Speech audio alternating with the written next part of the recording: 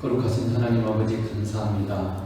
우리의 마음을 정결케 해주시고 겸손케 해주시고 주님을 향한 사모하는 마음 주셔서 이 시간도 주님께로 우리의 온 마음과 전 인격적으로 주님 바라보고 만나는 귀한 시간 되게 하시고 아름다우신 주님, 복되신 주님, 영광스러운 주님을 만남으로 말미암아 거룩해지는 시간 되게 하시고 깨끗해지는 시간 되게 하시고 성숙해지는 시간 될 수 있도록 복 주시고 또 우리 육신의 질병들, 정신적인 질병들이 치료받고 삶의 문제들이 해결받는 그런 귀한 시간 되기를 원하옵고 예수님 이름으로 기도드리옵나이다. 아멘. 신앙에서 제가 좀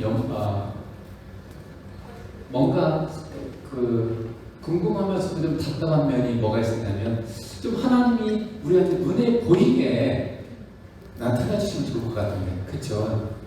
뭔가 눈에 보이는 존재로 하나님 만약 나타나신다면 더 많은 사람들이 예수 믿고 이럴 건데 왜 하나님 영이실까? 왜 눈에 보이지 않는 그런 존재이시고 그랬을 뿐만 아니라 십계명에 보면 우상을 만들지 마라. 하나님을 보여줄 수 있는 어떤 형상이든지 만들지 말라는 거예요. 그래서 이 부분에 대해서 이렇게 좀 그냥 생각하고 순간 지나가는 감동이 있었어요. 이게 뭐냐면 하나님은 인격적이시다는 거예요. 그래서 우리가 자원함으로 하기를 원하시기 때문에 하나님이 영이시구나, 자기를 드러나 보이는 형상으로 나타내 주지 않는 거구나, 이렇게 제가 깨달았어요. 만약에 하나님께서 어떤 눈에 보이는 형태로 자신을 나타내시면 여러분 그 유튜브 혹시 봤어요? 남미 끝으로 배들이 거의 다니질 않습니다. 아프리카 밑쪽으로는 돌아다니기를 하는데 남미 밑쪽으로 거의 돌아다니지 않아요. 파도가 얼마나 센지 파도가 30m 이상 이렇게 돼요. 엄청난 이 파도 때문에 거기를 막 이게 해류에 굉장한 변동이 있어서 그 파도에 그냥 압도될 정도예요. 그냥 일반 배도 그냥 다 넘어져 버리고 그걸 견뎌낼 수 있는 배들이 없어요. 바다만 봐도 사람이 압도되잖아요. 큰 산, 엄청나게 깊은 낭떠러지, 이런 것들 우리가 압도되잖아요. 근데 만약에 하나님이 그 크신 하나님, 그 능하신 하나님이 만약에 어떤 눈에 보이는 형태로 나타나면 우리가 압도됩니다.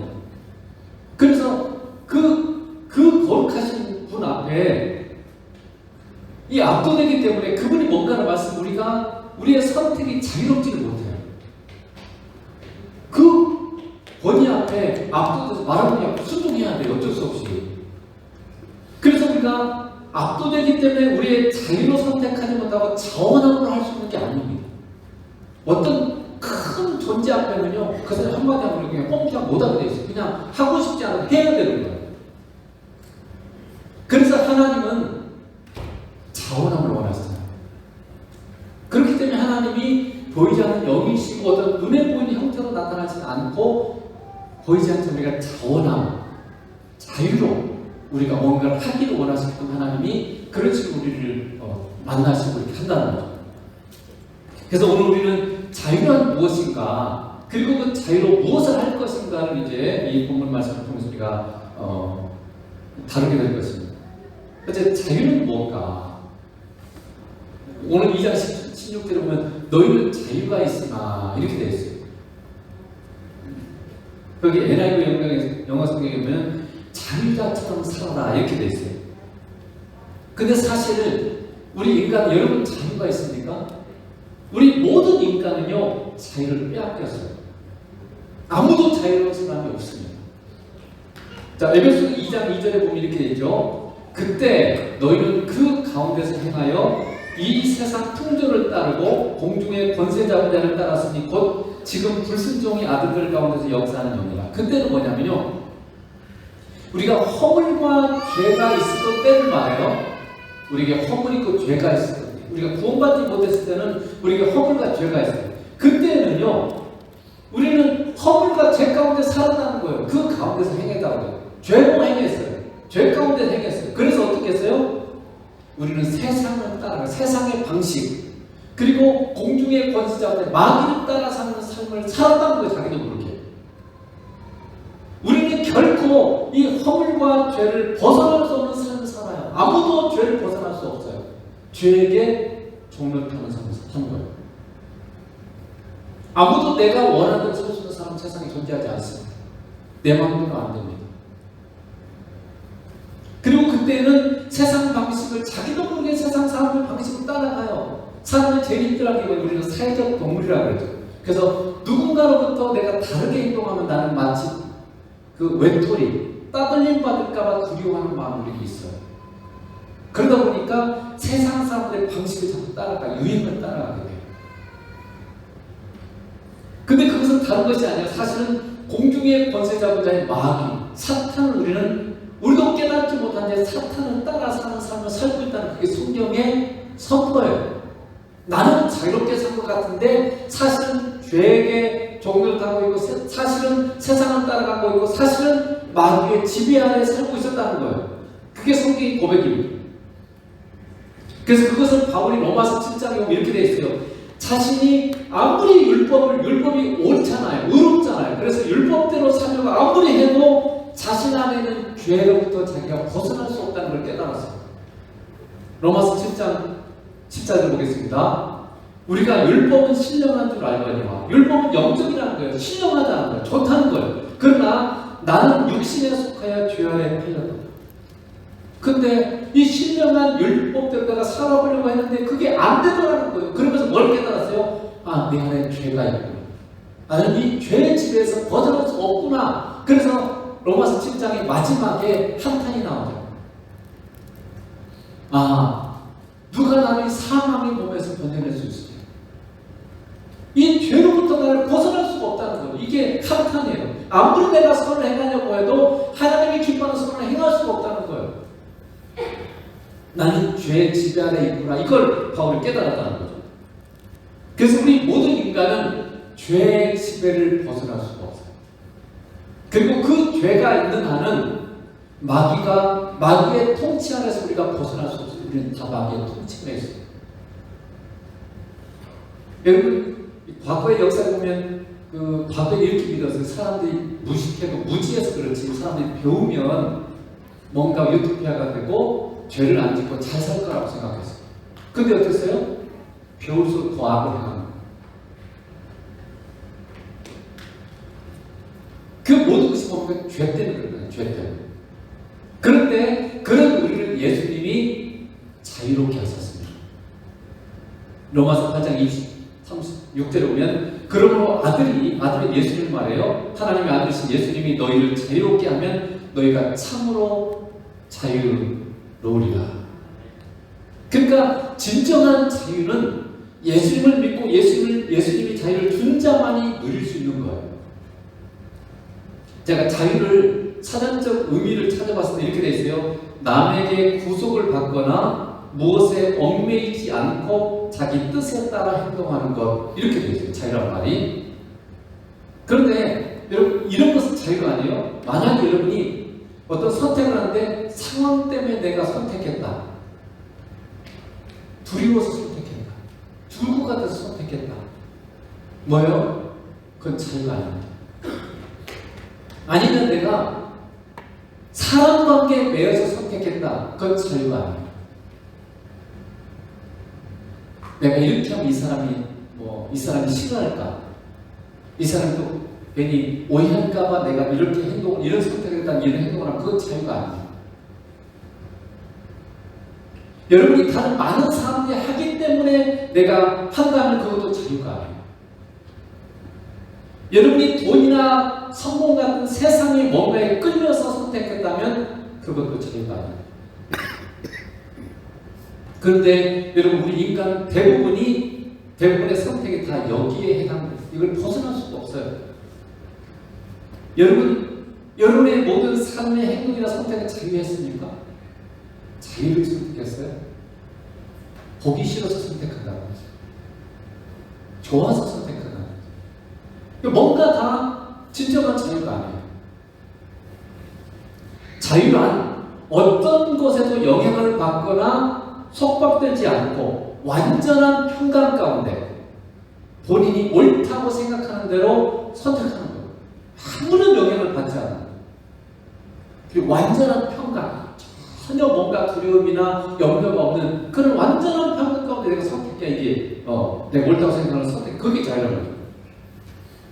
근데 여러분, 하나님께서 마저도 우리를 속박하지 않습니다. 우리에게 자유를 주세요. 그렇게 하시는 이유는 하나님 언제나 우리의 자원함을 원하기 때문에. 자원함. 우리가 억지로 하는 걸 하나님 굉장히 싫어하세요. 억지로 하는 게 뭐예요? 형식적으로 하는 거예요. 그러니까 어떤 사람은 교회 가기 싫은데 그래도 안 하면 누가 또 한마디 할 수도 있고 뭐 그럴까봐 눈치 보여서 온다, 이렇게 봐. 형식적인 거죠. 이제 자유가 없는 거죠. 하나님은 우리의 자유를 원하시기 때문에 우리가 잘못된 선택을 하더라도 또는 혹시는 잘못된 삶을 살더라도 하나님은 우리의 그 선택과 삶을 존중해 주세요. 내가 잘못된 선택을 한다고 해서 내가 잘못된 삶을 산다고 해서 하나님이 막 강제로 나를 끌어다가 바꾸고 그러지 않습니다. 그냥 그대로 놔두세요. 선택을 존중해 주세요. 단지 하나님은 우리에게 그 삶과 그 선택이 잘못되었다는 것을 깨닫게 해주시고, 그래서 우리가 결국 자원하고 회개하고 돌이키기를 원하세요. 하나님 우리의 환경과 여러 가지를 살면서 나의 선택과 삶의 잘못된 걸 깨우쳐 주시고, 그래서 결국 내가 잘못됐구나, 내가 주님을 떠났더니 내가 힘들구나, 그래서 내가 깨닫고 내가 돌아오기를 원하세요. 하나님 그렇게 역사하세요. 그래서 우리가 주님을 항상 찾아야 되는 중요한 이유 중에 하나가 바로 이거예요. 우리가 주어진 자유로 주님을 만나고 사귀면서 우리의 속마음을 나누고 우리의 진심을 나눌 때 서로 주님과 통하게 됩니다. 그리고 우리는 우리에 향해서 주님의 마음을 알고 주님께 또 물을 수가 있는 거죠. 자원함으로 내가 변하고 성장해야 하는 것이 무엇인지를 주님께 진심으로 물을 때 우리는 변하고 성숙될 수 있습니다. 주님 앞에 내가 무엇이 변해야 되고 내가 어떻게 성장해야 되는지 물어봐야 돼요. 여러분 매일 변하고 있습니까? 1년 전에 여러분과 또는 5년 전에 여러분과 지금 여러분 뭐가 달라졌어요? 우리가 변하지 않는 이유가 뭔지 아세요? 우리 모두 이렇게 생각해요. 내 삶에 문제가 없다고 생각해요. 나는 지금 잘 살고 있다. 내 삶에 큰 문제는 없어. 이렇게 생각하기 때문에 변하지 않아요. 정말 여러분에게 문제가 없을까요? 하나님이 굉장히 많은 문제가 있다고 얘기하고 있어요. 말씀하고 있어요. 만약에 나에게 정말 큰 악이 있다고 내가 안다면, 내게 정말 큰 문제가 있다고 여러분 확신한다면 우리가 어떻게 안 변하겠어요? 근데 안 변하는 이유는요, 내가 지금 살고 있는 삶에 아무런 문제가 없고 별 문제가 없다고 생각하기 때문에 안 변하는 거예요. 근데 여러분, 우리는 참빛 대신 주님을 만나지 않으면 우리의 진짜 모습을 볼 수가 없어요. 그런 아이들 그 동화 같은 거 있잖아요. 굴뚝을 청소하고 난 사람이 목욕을 안 해요. 그러다 어느 날 거울을 보니까 자기가 시커멓고 얼굴도 막 검댕이 타고, 이걸 보고 나서 자기가 이렇게 목욕을 했다는 그런 그 아이들의 그 이야기가 있어요. 우리는 참빛인 예수님을 만나지 않으면 내게 무슨 문제 있는지를 몰라요. 그냥 내가 뭐 남들보다 더 나쁜 것도 아니고 또 나쁜 짓 하고 다니는 것도 아니고 뭐가 문제인데 이렇게 생각할 수 있어요. 근데 영원하신 하나님의 관점에서, 영원한 빛 아래서 보면 우리는 굉장히 많은 문제를 갖고 있어요. 우리는 하나님을 닮은 사람들이고 하나님처럼 될 사람들이 예수 믿는 사람들. 근데 여러분, 하나님처럼 안 되었잖아요. 얼마나 우리의 많은 부분에서 아직도 예수님처럼 행하는 것이 아니라 내 생각, 내 감정, 내 기준으로 이렇게 행합니다. 우리 너무 멀었어. 그러니까 우리가 주님을 만나야만 우리를 변화될 수 있다는 거죠. 그래서 진정한 자유를 누리고 그 자유의 참 가치를 알려면 빛 대신 주님을 더욱더 만나고 같이 함께하는 삶을 살 때만 우리가 그 진정한 자유를 누리게 되고 진정한 자유의 가치를 알게 되는 거죠. 그러면 이 자유를 어디다 쓸 거냐? 하나님을 섬기는 데 사용하라는 거예요. 하나님께서는 우리의 자유를 어디서 사용하라고 말씀하십니까? 오늘 2장 16절에 보면 이렇게 되어 있죠. 너희는 자유가 있으나 그 자유로 악을 가리는 데 쓰지 말고 오직 하나님의 종과 같이 하라 이렇게 되어 있어요. 우리는 자유를 가지고 악을 가리는 데 사용하면 안 돼요. 사람들 흔히 하는 말이 어쩔 수 없었어요. 아니면 그럴 수밖에 없는 뭔가 이유를 대고 핑계를 합니다. 핑계라고 아시죠? 그럴 수밖에 없었어요. 너라도 똑같았을 거야 라는 그런 핑계입니다. 제가 대표적으로 그런 실제에 있었던 일이긴 한데 여러분 한번 들어봤을지도 모르겠어요. 미국의 뉴욕에 어떤 그 두 아들이 있었어요. 근데 그 아버지가 술 주정뱅이, 맨날 술을 먹고 맨날 어머니를 폭행했어요. 그래서 결국 어머니도 죽고 아버지도 나중에 죽었는데 알코올 중독으로. 그러고 나서 이 두 아들이 나중에 성인이 됐는데 한 사람은 변호사가 되고 한 사람은 술 주정뱅이가 됐어요. 그래서 사람들이 질문을 했습니다. 변호사한테 당신 어떻게 그렇게 아버지가 맨날 술 먹고 술 주정뱅이고 알코올 중독했는데 어떻게 해서 당신은 술도 안 먹고 변호사가 됐습니까? 이렇게 질문을 던졌어요. 그랬더니 뭐라고 하는지 아세요? 우리 아버지가 그렇게 술을 먹고 자기 인생을 피폐하고 다른 사람 그렇게 어머니를 괴롭히는데 내가 어떻게 술을 먹겠습니까? 이렇게 대답을 했어요. 둘째 아들이 알코올 중독자가 된 둘째 아들이 얘기했어요. 당신 왜 그렇게 술을 먹었습니까? 그러니까 이렇게 대답을 했어요. 우리 아버지가 날마다 술 먹는데 그런 환경에서 자란 내가 어떻게 술을 안 먹겠습니까? 똑같은 환경에서 자랐는데 이렇게 극단적으로 나눠지는 거죠. 여러분, 우리는 그게 그럴 수밖에 없어 라고 여러분 얘기할지 모르지만 그거는 핑계일 수 있습니다. 하나님도 인정하실까요? 여러분이 그럴 수밖에 없었어, 이런 상황에서 나는 이렇게 행동할 수밖에 없었어 라고 얘기했을 때 하나님도 예수님도 심판주이신 예수님이 너 그럴 수밖에 없어 인정해 주실 건가요? 그 질문을 던져야 돼요. 사람들은 그럴 수밖에 없었어 라고 얘기할지 모르지만 주님도 그렇게 인정하실 겁니다. 그걸 우리가 항상 주님한테 물어봐야 됩니다. 그렇게 핑계한 인물 중에 대표적인 인물이 누구냐면 그게 사울왕이에요. 여러분, 사울왕은 블레셋이 굉장히 많은 적군이 쳐들어왔어요. 블레셋과 전투를 앞두고 이제 이스라엘 백성들은 전쟁을 하기 전에 하나님 먼저 예배해야 돼요. 하나님께 제사를 드려야 돼요. 그래서 사무엘 선지자를 기다려야 됐어요. 사무엘 선지자가 내가 올 때까지 기다려 이렇게 얘기했어요. 근데 기다려도 안 오는 거야. 전쟁은 지금 막 곧 해야 되는데. 그래서 어떻게 했어요? 자신이 먼저 드려버렸어요. 그리고 사무엘이 오자 이렇게 핑계를 댔어요. 사무엘서 13장 11절에 보면 사무엘이 이르되 왕이 행하신 것이 무엇이냐? 먼저 드리고 나니까 사무엘이 왔어요. 그래가지고 왕이 뭘 했습니까 지금? 이렇게 질문을 던지니까 뭐라고 했어요? 사울이 이르되 백성은 내게서 흩어지고 지금 전쟁해야 되는데 백성들이 겁먹고 지금 다 흩어지고 도망가 버린다는 거예요. 그리고 당신은 정한 날에 오지 않냐? 당신 약속한 시간까지 안 왔잖아요. 근데 사실 마지막 좀만 더 기다렸으면 되는데 정한 시간에 다 돼갔는데 안 오니까 당신이 약속한 시간에 제대로 안 오니까 그랬다는 거예요. 그리고 블레셋 사람들이 믹마스에 지금 엄청나게 모여있으니까 이 상황에서 내가 할 수 있는 게 이거밖에 없었다는 거죠. 내가 전쟁을 해야 되는데 하나님 은혜를 못 구해요. 그러니까 내가 제사를 대신 드릴 수밖에 없었다 이렇게 얘기하는 거예요. 여러분 이해가 됩니까? 우리가 사울 왕의 입장이라면 여러분 어느 정도 타당성이 있어 보이잖아요. 그런데 사무엘 선지자가 뭐라고 하는지 아세요? 이건 하나님의 말씀입니다. 사무엘상 13장 13절에 보면 사무엘이 사울에게 이르되 왕이 망령되이 행하였다. 왕의 하나님 여호와께서 왕에게 내리신 명령을 지키지 아니하였도다. 그리하였더라면 여호와께서 이스라엘 위에 왕의 날을 영원히 세우셨을 것이거늘. 그러니까 이 사울 왕의 이 행동이 망령되다는 거예요. 그리고 하나님의 명령을 어겼다는 거예요. 이게 하나님의 심판이고 평가예요. 사울 왕은 그럴 수밖에 없습니다라고 핑계하고 있지만 하나님 보실 때는 아니었다는 거예요. 누가 맞아요? 하나님 맞으시죠. 왜 우리 인간은 자유할 수 없을까요? 우리는 내가 어떤 선택했을 때 선택의 결과를 누구도 언제 책임질 수 없기 때문에 그래요. 여러분 선택한 결과를 책임질 수 있어요? 책임질 수 없기 때문에 우리는 자유할 수 없어요.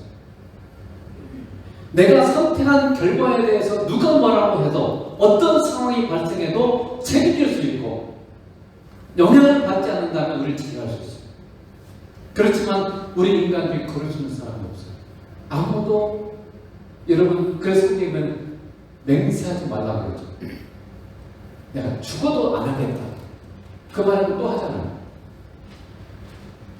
우리는 능력이 없어요. 그 책임질 수 있는 능력이 없기 때문에 우리는 자유가 없는 거예요. 제대로 선택을 할 수 없어요.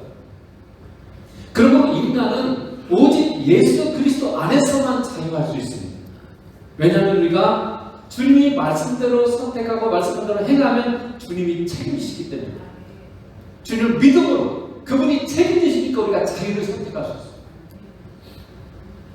그래서 모든 것을 책임지시고 이룰 수 있는 주님을 믿을 때만 우리는 환경과 사람의 영향을 받지 않고 진정한 자유로운 선택을 할 수 있는 거예요.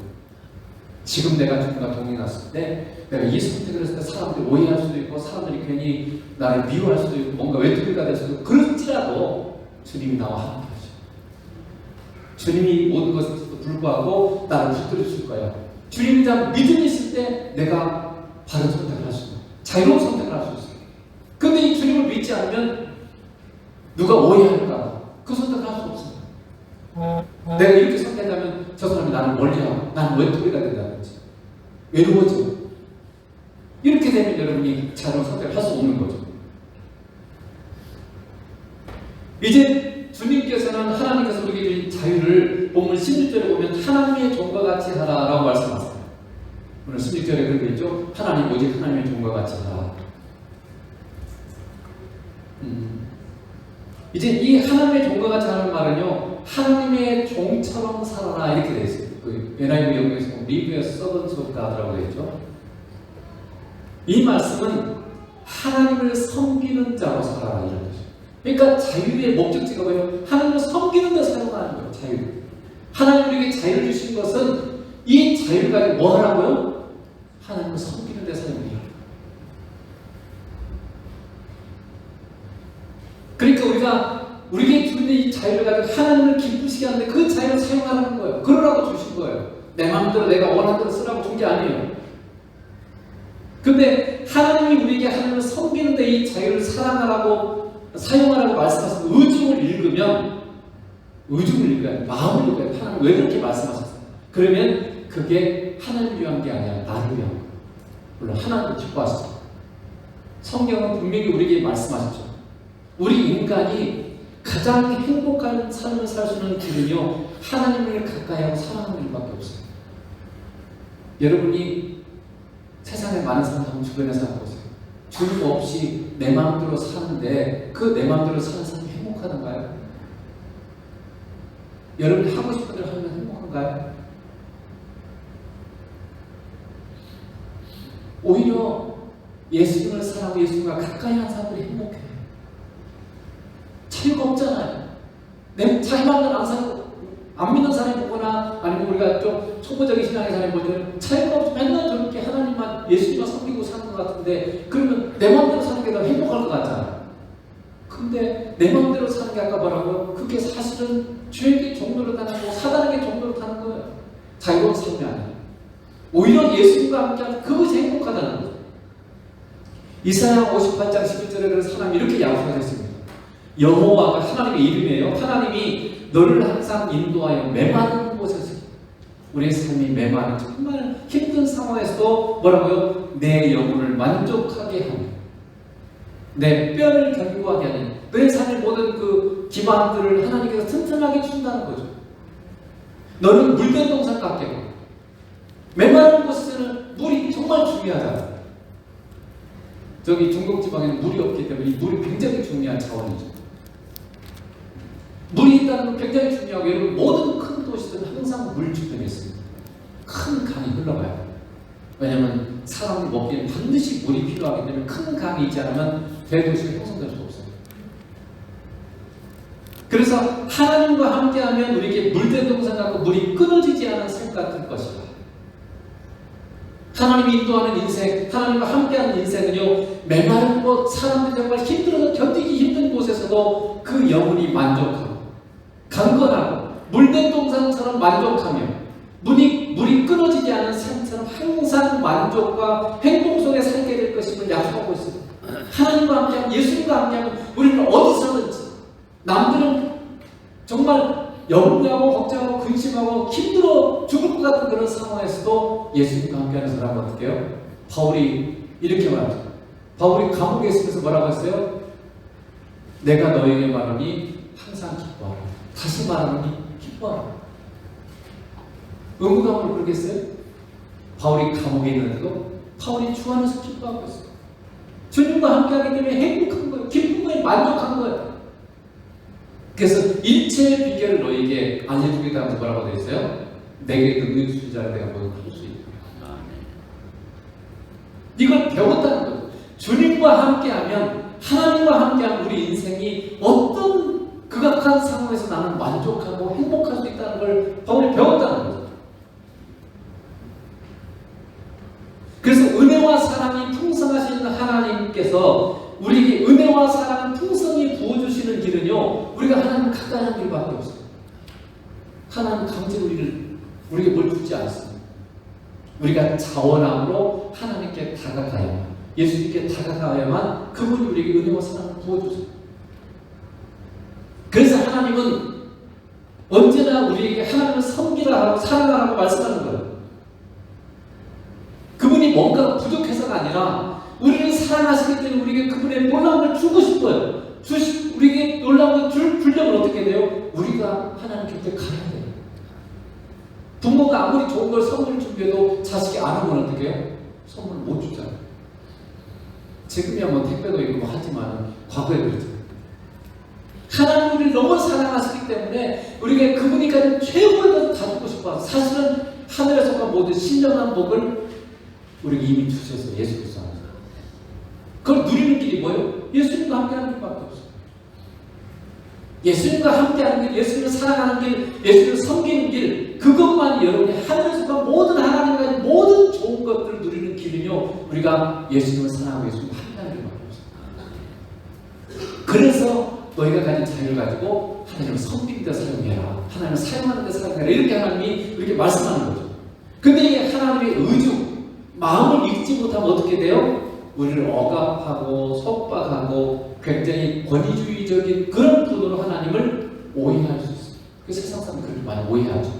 그리고 또 신앙이 아직 성숙하지 못한 사람 그렇게 생각할 수 있어요. 하나님 굉장히 뭔가 내 자유와 모든 걸 막 억압하고 속박하고 그런 존재, 마음을 읽지 못하면 그런 거예요. 여러분, 하나님이 여러분에게 주신 자유를 하나님을 기쁘시게 하고 사랑하는 데 사용하십시오. 그러면 하나님도 행복해 하시고 그분이 여러분에게 어떤 상황에서 만족할 수 있게 해주시고 세상에서 줄 수 없는, 세상이 줄 수 없는 은혜와 평강을, 만족을 여러분의 삶 가운데 풍성히 주실 것입니다. 이제 오늘 보면은 하나님을 섬기는 구체적인 삶이 무엇인가를 말하고 있습니다. 2장 10절은 무사람을 공경하라고 되어 있어요. 하나님을 섬기는 거, 하나님을 사랑하는 길이 뭐예요? 결국 사람한테 연결돼요. 무사람, 모든 사람을 뭐라고 공경해라. 모든 사람을 존중하고 존경하는 것이 하나님을 섬기는 거예요. 하나님을 사랑하는 거예요. 그래서 둘째가 뭐예요? 내 이웃을 내 자신처럼 사랑하라. 그게 하나님 사랑하는 길이에요. 존중이라는 말은 제가 사전을 찾아보니까 높이고 중요한 여기는 거예요. 다른 사람을 높여주고 그래서 사람은 굉장히 중요한 존재라고 여기는 이게 존중이에요. 여러분은 옆에 있는 사람들을 높이고 중요하게 생각합니까? 어제도 이웃 숙려기간이라고 계획을 보니까 참 사람이 그럴 수도 있어요. 자기 생각, 자기 주장 다 대부분 그렇지만 그게 극도로 가면 정말 힘들더라고요. 자기 생각과 자기 걸 굽히지 않고 다른 사람이 무슨 말 하는지 듣지도 않아요. 내 말만 하고 내 생각만 얘기해요. 근데 여러분 옆에 있는 아내, 남편, 자녀들, 또 교회 성도들, 이웃들, 이 사람들 여러분 높이고 중요하게 생각합니까?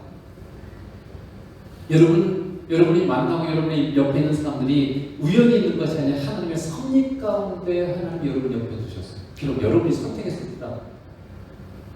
그것까지 하나님 다 사용하시는 거죠. 우리의 이 만남이라는 게 그냥 된 게 아니에요.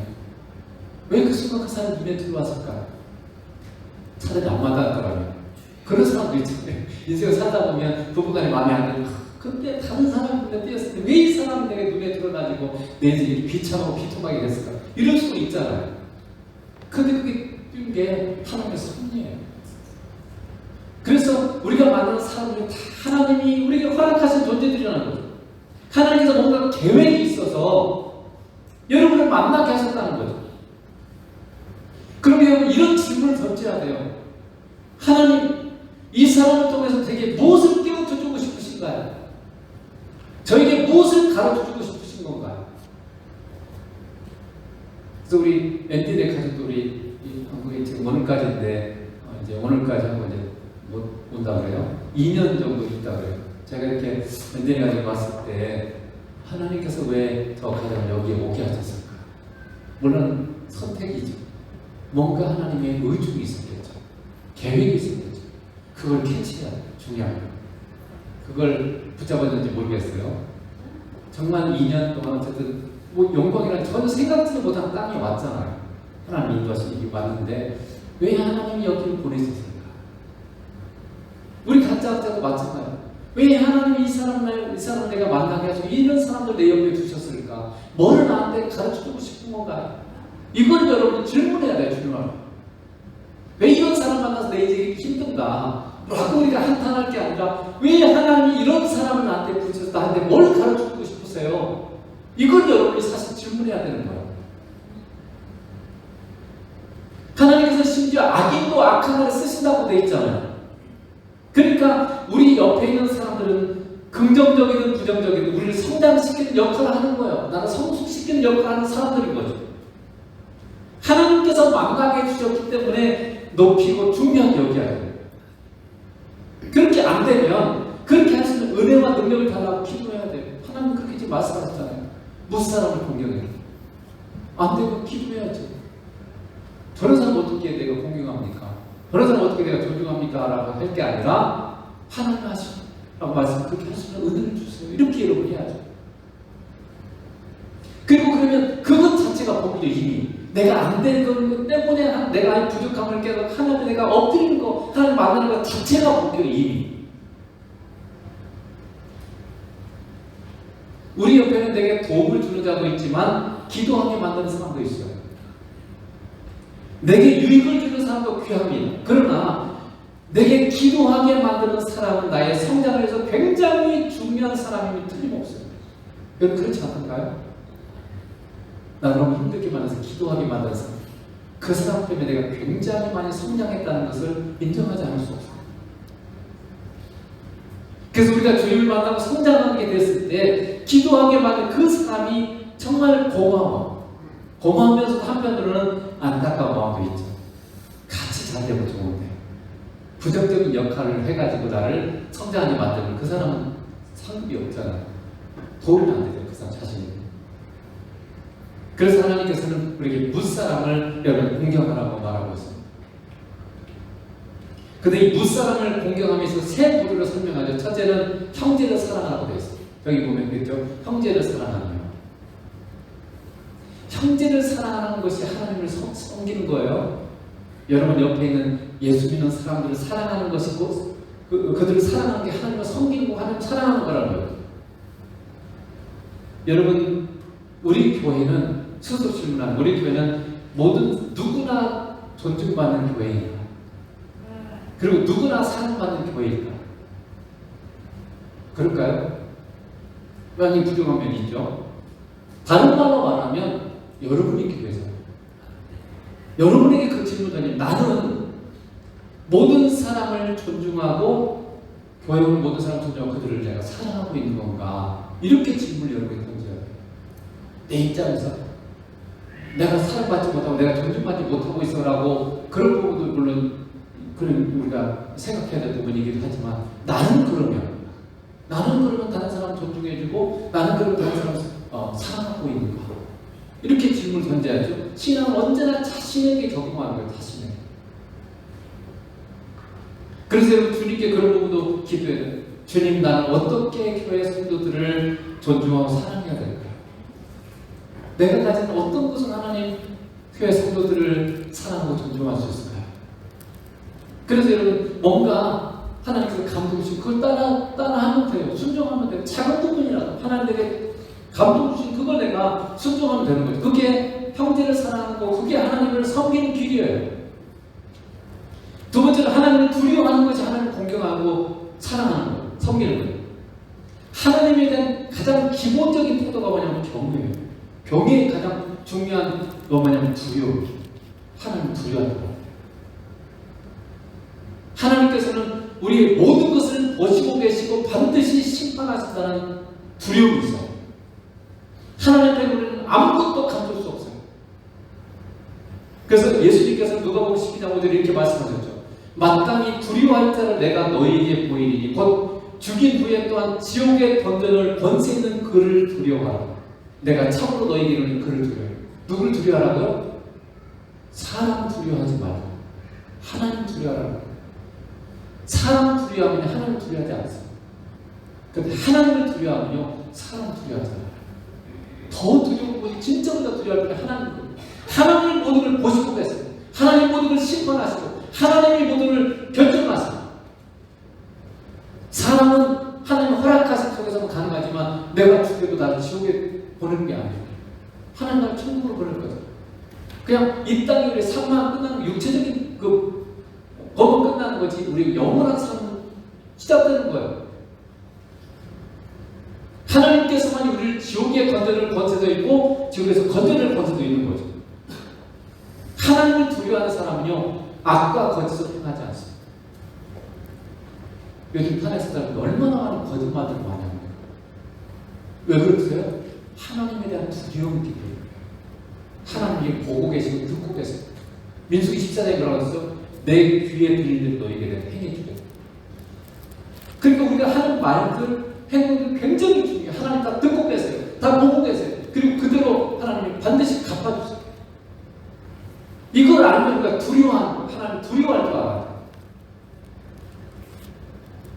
그래서 하나님을 두려워하는 사람은 거짓말하지 않습니다.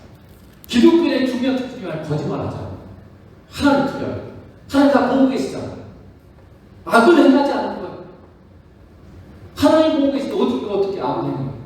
우리는 물론 인간이기 때문에 자기도 모르게 할 수 있죠. 그렇지만 하나님을 의식하는 그 악을 행하는 걸 우리가 고의로 막 하지 않습니다. 할 수가 없어요. 하나님 두려워요.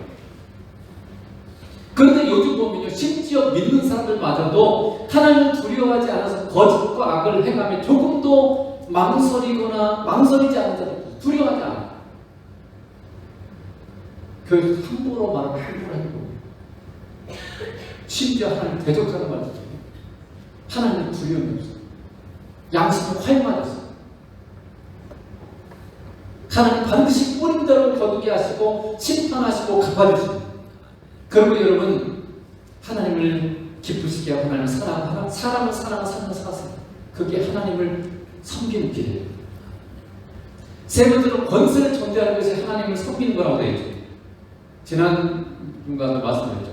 하나님의 뜻에 벗어나지 않으면 권세에 복종하는 것이 하나님의 뜻이에요. 자녀는 부모에게 순종하는 것. 특별히 결혼하지 않아서 독립하지 않은 자녀는요, 부모에게 순종하는 것이 하나님의 뜻이에요. 우리는 나라의 지도자들에게 순종하는 게 하나님의 뜻이에요. 하나님 섬기지 말라 한다든지, 악을 행하라든지, 그런 것이 아니라는 순종하는 거예요. 근데 요즘 그게 다 깨져버리잖아요.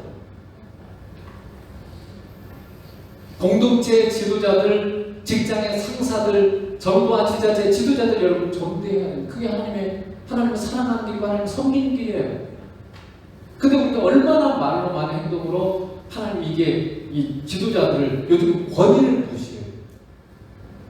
주인은 잘못된 것이지만 권위는 하나님 주신 거예요. 그래서 요즘 권위를 인정하지 않아요. 다 똑같다고 생각해요. 질서가 없는 것은 무질서만큼 어려운 건 없어요. 무질서가 가장 불행한 거예요. 그래서 이 권위자들에게 여러분 공손한 말, 공손한 행동을 해야 돼요. 바른 말, 공손한 말, 공손한 태도. 왜냐하면 질서와 체계를 주신 분이 하나님도 하나님 나라 질서가 있어요. 천사도 천사장이 있고 천사가 있어요. 다 자기 역할이 있어요. 천사장이 지도를 받게 돼 있어요. 어둠의 권세도 다 질서가 있어요. 사단이 가장 위에 있죠. 그리고 이 사단의 권세도 그 밑에 또 이 추종자들이 있고 그 가장 밑에 이제 악한 년들, 더러운 귀신들이 있어요. 지역을 담당하는 그런 귀신도 있고요. 나라를 담당하는 귀신도 있어요. 그 사람도 높아요. 질서가 있어요. 질서. 자녀들에게도요, 권세에 순종하는 법을 가르쳐야 돼요. 요즘 부모들이 자녀를 너무 사랑하고 자유 주는 데만 너무 치중해요. 권위에 순종하는 걸 몰라요. 굉장히 중요한 거예요. 권위에 순종하는 것은. 권세에 복종하지 않는 자는 하나님께도 복종하지 않을 가능성이 높아요. 힘들어요. 권세에 복종하면 훈련되지 않았기 때문에 하나님의 권세를 가지고 우리에게 말씀하죠. 그게 순종하기 쉽지 않아요. 훈련이 안 돼 있어요. 권세 순종한 훈련. 우리의 태도와 성품은요, 어디서나 누구에게나 근본적으로 동일해요. 착한 사람 누구에게나 착하지, 어떤 사람한테는 착하지 않아요. 그러니까 우리가 권세, 질서에 순종하는 훈련되어 있으면 하나님께도 사랑이 똑같아요. 근데 이게 불순종하고 자꾸 권위에 도전하는 사람들이 하나님께도 도전하게 되어 있어요. 그래서 이 권위에 이 질서와 권위에 순종하는 훈련을 반드시 시켜야 됩니다. 과거에는요, 이게 너무 잘 돼 있어요. 그래서 우리 부모 세대는요, 예수님을 믿으면 그냥 훈련시킬 게 별로 없었어요. 좀 지식적인 막 가르치면. 3회 훈련이 아예 돼 있어요. 다 순종하는 게. 근데 지금 어떤지 아세요? 아무리 많은 가르쳐도요, 훈련이 안 돼 있어요. 순종 훈련이. 굉장히 많은 시간이 걸려요. 순종 훈련이 되어 있지 않아요. 질서에 순종하고 권위에 순종하는 훈련이 되어 있지 않아요. 자기 마음대로 살아왔어요. 지금까지. 그렇게 우리 부모가 해왔어요. 그러다 보니까 하나님의 권위, 하나님의 설신 권위에 순종하는 게 되지가 않아요. 그래서 이건 굉장히 많은 시간이 필요한 거예요.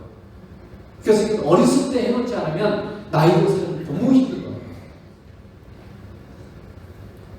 여러분, 지도자들 존중하고 지도자를 위해서도 기도하십시오. 디모데전서 2장 2절에 보면 임금들과 높은 지에 있는 모든 사람을 위하여 기도하라고 해요. 이는 우리가 모든 경건과 단정함으로 보여 평안한 생활을 하려 함이라. 권세를 전대하기 위해서 기도하는 것은 우리가 거룩한 삶을 사는데 좋은 그런 평화로운 환경 그리고 고요한 삶을 우리에게 가져다 줄 수 있어요. 권위가 제대로 서고 질서가 잡히면. 어제 보니까 스웨덴이 굉장히 복지가 잘 된 나라잖아요. 요즘 엄청난 그 살인과 폭동 때문에 살 수가 없어요. 그 이유 중에 하나가 난민들을 굉장히 많이 받아들였어요. 그거 감당하지 못할 정도로 난민을 받아들였어요. 그러다 보니까 난민이 많으니까 복지를 거기다 다 쓰면 돈이 많이 들잖아요. 기존 국민들이. 그러니까 아무래도 그 난민들한테 복지를 덜 주겠죠. 그러니까 차별의식을 느낀 거예요. 처음에 난민들 올 때는 부족한 상태가 왔잖아요.